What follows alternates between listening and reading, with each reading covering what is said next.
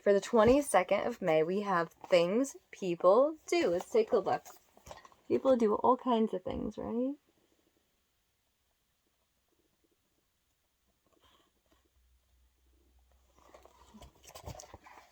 Things people do. Farmers grow the crops we eat. Bakers make us bread.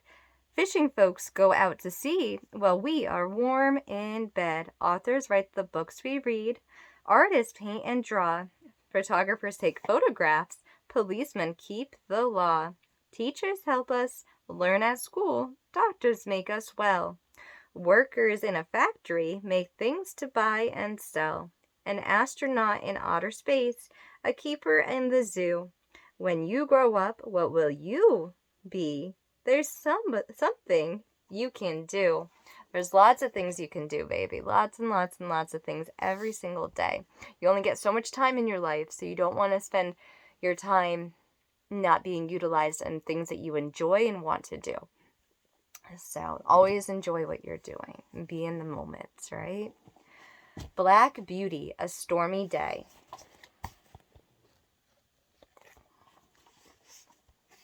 One day late in autumn, my master had a long journey to go on business. I was put into the dog cart, and John went with his master. I always liked to go in the dog cart. It was so light, and the high wheels ran along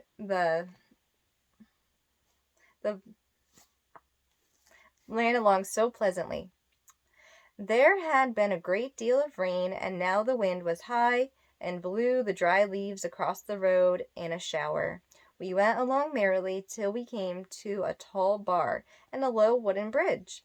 The river banks were rather high, and the bridge, instead of rising, went across just level, so that in the middle, if the river was full, the water would be nearly up to the woodwork and planks. But as there was good substantial rails on each side, people did not mind it. The man at the gate said the river was rising fast, and he feared it would be a bad night. Many of the meadows were under the water, and in one low part of the road the water was halfway up to the knees, and bottom was just good, and master drove gently, so it was no matter. When we got to the town, of course, I had a good bait, but the master's business engaged him a long time. We did not start for home till rather late in the afternoon.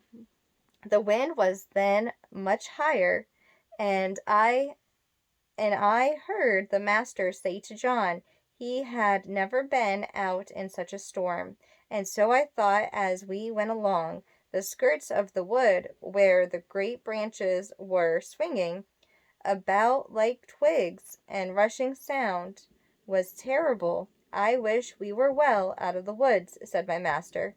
Yes, sir, said John. It would be rather awkward if one of those branches came down upon us. The woods were scantily out of his mouth when a groan and a crack and a splitting sound and tearing crashed down along the other trees. Came an oak torn up by the roots, and it fell right across the road just before us. I will never say I was not frightened, for I was. I stopped still, and I believe I trembled. Of course, I did not turn round or run away. I was not brought up to that.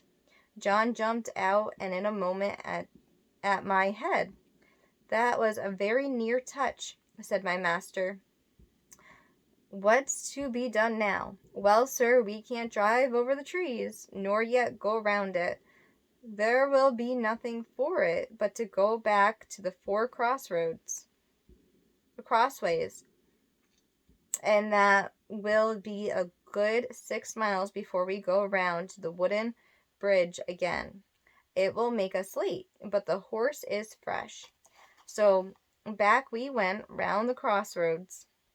By the time we got to the bridge, it was very nearly dark. We could not just see that the water was over the middle of it, But as that happened, sometimes when the floods were out, Master did not stop. We were going along at a good pace, but the moment my feet touched the first part of the bridge, I felt sure there was something wrong. I dare not go forward, and I made a deep stop. "Go on, Beauty," said my master, and he gave me a touch with the whip. But I dare not stir. He gave me a sharp cut. I jump, but I dare not go forward. "There's something wrong, sir," said John, and he sprang out to the dog cart and came to my head and looked all about. He tried to lead me forward. "Come on, Beauty, what's the matter?" Of course I could not tell him, but I knew very well that the bridge was not safe. Just then the man at the toll gate on the other side ran out of the house, tossing a torch about like one mad. "Hoy, hoy, hoy! Hello, hoy! Stop!" he said. And here's the photo. Look at that. It's a stormy night. Trees being whipped around by the wind, all the grass. "What's the matter?" shouted my master. "The bridge is broken in the middle, and part of it is carried away. If you come on, you'll be into the river." "Thank God," said my master. "You Beauty," said John, and took the bridle, and gently turned me around to the right-hand road by the riverside. The sun had set some time, and the wind seemed to have lulled off across the furious blast which tore up the trees. It grew darker and darker, stiller and stiller. I trotted quietly along, the wheels hardly making a sound on the soft road. For a good while neither Master nor John spoke. Then Master began in a serious voice. I could not understand much of what they said, but I found they thought if I had gone on the master wanted me, most likely the bridge would have given way under us, and the horse chased. Master and the man would have fallen into the river, and as the current was flowing very strongly, and there was no light and no help at hand, it was more than likely we should have all been drowned. Master said God has given men reasons by which they could find out things for themselves, but he has given animals knowledge which did not depend on reason, and which was much more prompt and perfect in its way, and by which they had often saved the lives of men. John had many stories to tell of dogs and horses, and the wonderful things they had done.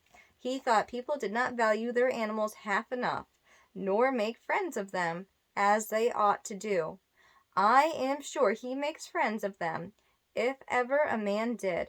At last we came to the park gate, and found a gardener looking out for us. He said that mistress has been in a dreadful way ever since dark, fearing some accident had happened, and that she had sent James off on justice, the Warren cub, towards the wooden bridge to make inquiry after us.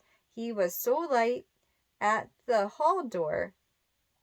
We saw a light at the hall door and at the upper window, and as we came up, mistress ran out, saying, "Are you really safe, my dear?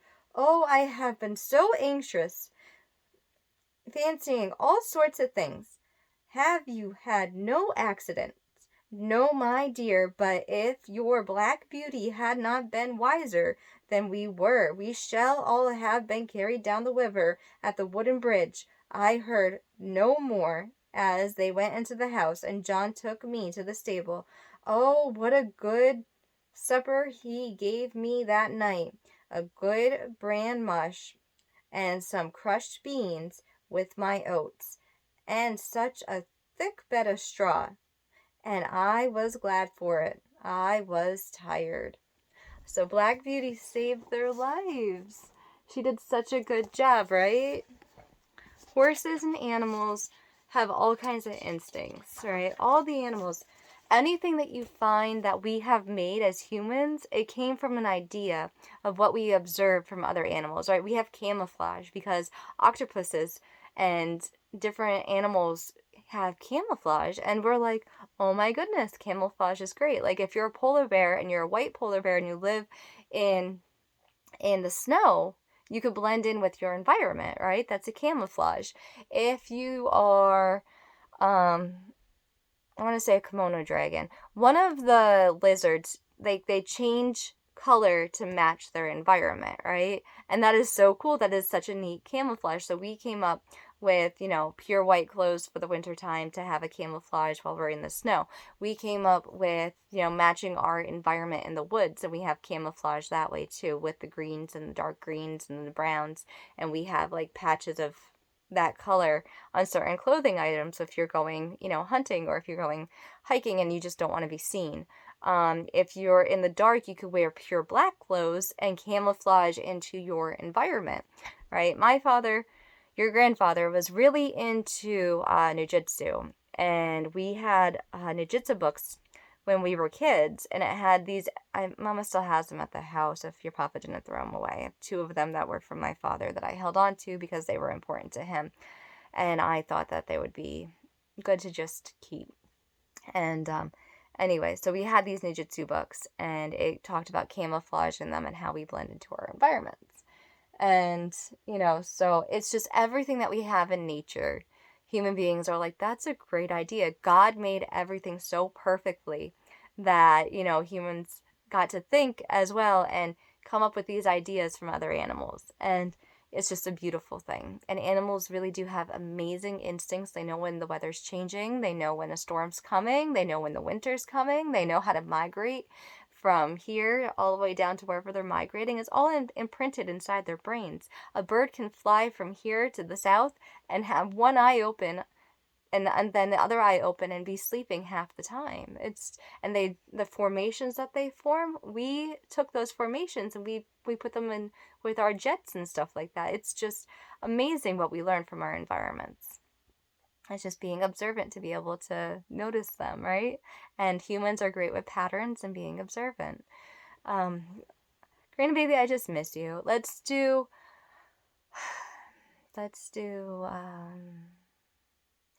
Old King Cole was a merry old soul, and a merry old soul was he. He called for his pipe, and he called for his bowl, and he called for his fiddlers 3. Every fiddler had a very fine fiddle, and a very fine fiddle had he. Oh, there's none so rare as can compare as King Cole and his fiddlers 3. Karina, baby, I love you and I miss you. And I just want you to know that you are loved. Everyone is so loved. If you're watching my channel and you're just someone who's watching my channel, you are so loved from the time that you're born. You're just so loved. Just know that you're always loved and that God is always with you. Karina, baby, Mama's always with you in your heart. I love you.